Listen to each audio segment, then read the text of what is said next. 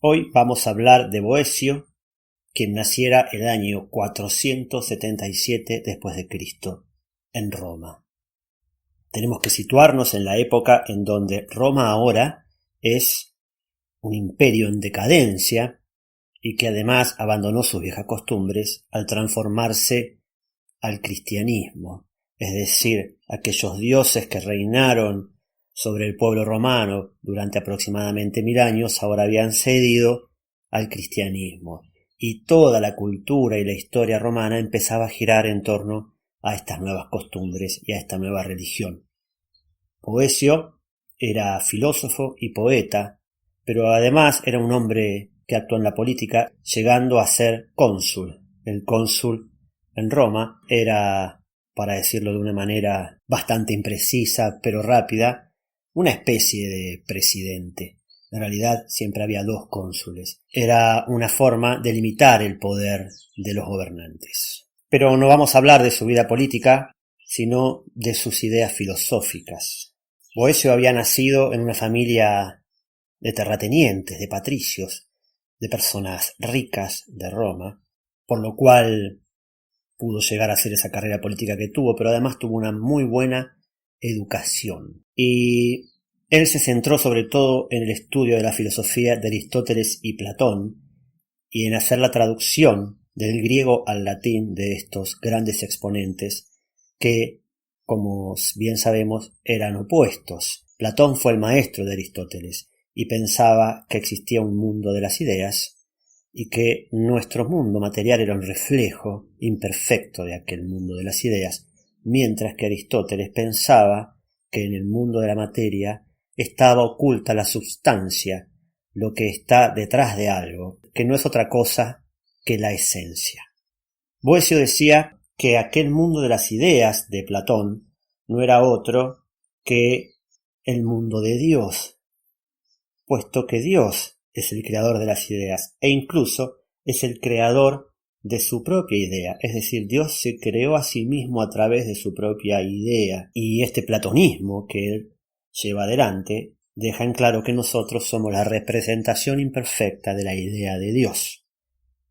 Y también habla de aquello que los grandes filósofos antiguos hablaban, que era ¿qué es el arjé? ¿Qué es el origen de todas las cosas? Y Boecio resumirá de una manera muy platónica, diciendo que el arjé no es otra cosa que Dios y su idea. Dios es el principio de todas las cosas. Boecio a su vez hace una refutación de Aristóteles, porque él dice lo que es la esencia del objeto no es lo mismo, es decir, la esencia no es la idea, que es un poco lo que Aristóteles venía a discutirle a Platón. Boecio es una transición entre el mundo romano de la antigüedad y el mundo de la Edad Media. Tenemos que entender que la Edad Media está dividida en dos grandes períodos. Uno es la Alta Edad Media, a la que pertenece Boecio, y otro es la Baja Edad Media, completamente diferentes entre sí. La Baja Edad Media es bastante más racional y podríamos decir que tiene un punto de inflexión en el gótico, en aquel período en donde aparecen las catedrales y estos arcos ojivales parecidos a las manos cuando están en oración. Hay una búsqueda de la interioridad perdida del ser humano que sí estaba en la Alta Edad Media, esta Alta Edad Media que viene con la caída del Imperio Romano y con la gran migración de pueblos que vienen a traer sus diferentes culturas y vienen a relacionarse de manera diferente y que además tienen entre todos ellos un vínculo con la naturaleza en donde creen que hay seres de la naturaleza que impregnan la realidad, que nos llegan a nosotros a través de los cuentos de hadas. Cuando Boecio cumple 45 años es acusado de traidor, y es una traición a la religión la que él supuestamente hace porque defiende a un senador que era amigo de él, que era arriano. Los arrianos eran una secta, una herejía, es decir, se salían del dogma cristiano, y fue la primera gran secta combatida ferozmente por la religión instituida. Y Boecio, si bien no era arriano, tuvo que pagar las consecuencias de tener un amigo que sí lo era.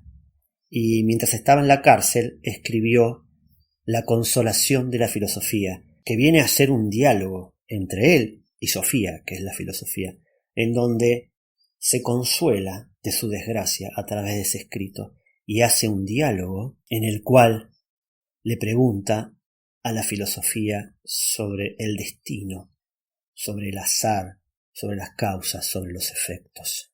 Boecio va a coincidir con Aristóteles cuando dice que las ideas están dispersas por el mundo y el ser humano las capta, y entonces uno puede preguntarse, ¿las ideas que yo tengo son mías o en realidad mi cerebro tan solo es la herramienta para que ellas se manifiesten?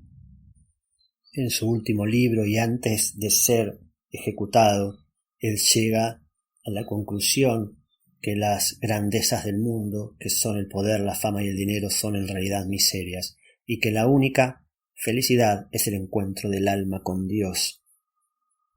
Ese escrito es una despedida, es un camino hacia la muerte, y él encuentra su consuelo en la filosofía.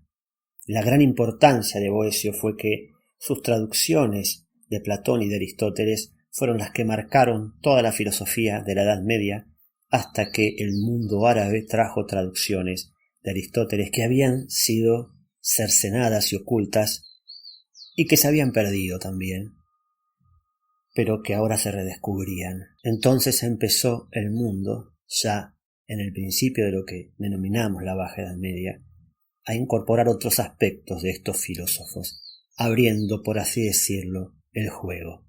A Boecio se lo suele recordar como el último romano, porque él representa el final de la cultura clásica, aquella cultura de pensadores desde los antiguos filósofos hasta él, que buscaban el origen de todas las cosas y que se hacían preguntas todavía no tan anclados como va a ser en el cristianismo y en la religión. También podríamos decir que como último romano también fue el primer hombre de la Edad Media. Nos despedimos con una frase de él que refleja estos últimos pensamientos en los que él se encontraba preso y sabiendo que no iba a tener escapatoria a la muerte.